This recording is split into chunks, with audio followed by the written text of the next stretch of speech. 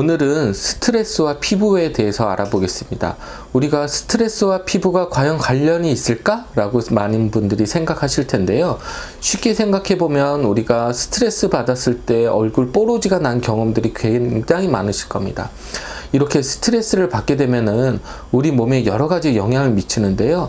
특히 이제 우리 몸에는 호르몬이라는 게 분비가 되는데 두 가지로 나뉠 수가 있습니다. 첫 번째는 교감신경을 활성화시키는 거, 부교감신경을 활성화시키는 이 두 가지가 밸런스가 맞춰져야지 우리 몸이 항상성을 유지하게 되는데요.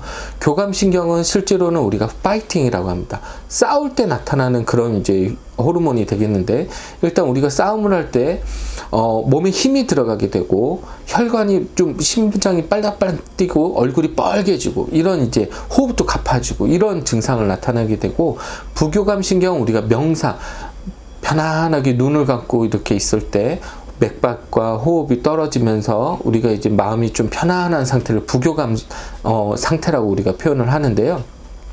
스트레스가 계속 지속된다는 건 어떻게 보면은 이 교감신경이 계속적으로 활발하게 나타나는 것을 볼 수 있습니다. 이렇게 교감신경이 지속적으로 너무 활발하게 발달을 하게 되면은 신체적 리듬이 깨지게 되면서 여러 가지 이제 호르몬 장애가 나타나게 되고, 이런 호르몬 장애 때문에 우리가 피지 균형 같은 게 깨지면서 쉽게 나타나는 이제 뽀로지, 여드름, 성인 여드름 이런 증상이 나타날 수가 있겠고요.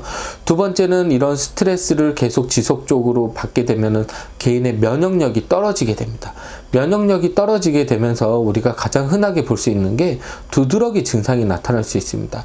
우리가 어떤 음식이나 이런 거에 아주 예민도가 강한 두드러기를 가진 분들은 조금만 먹어도 탈이 확 났겠지만, 어느 정도 약하게 두드러기 성향을 갖고 있던 분들이 면역력이 떨어지면서 비로소 어떤 물질이 노출이 되면 두드러기 증상이 나타날 수가 있거든요.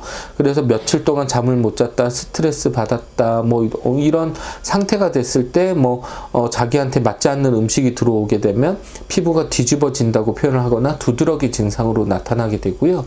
거기서 좀 더 면역력이 떨어지면 우리가 이제 수포, 이과의 수포, 헤르페스라고 얘기를 하는데, 이 헤르페스 바이러스가 이제 창궐하게 됩니다. 참고로 이 헤르페스 바이러스는 우리 몸에 내재되어 있다가 내 면역력이 떨어지면 신경절을 따라서 나타나는 거거든요. 그래서 지속적으로 반복적으로 나타나게 되고, 이거와 비슷하게 이제 대상포진이라는 것도 어떻게 보면 신경절에 살고 있던 이 대상포진 바이러스가 면역력이 떨어지면 그쪽을 통해서 이제 나타나서 우리가 띠 모양, 대상 모양으로 나타난다고 해서 대상포진이라고 하는데, 이 두 가지가 면역력이 떨어졌을 때 나타나는 가장 흔한 피부 질환 중에 하나가 되겠습니다.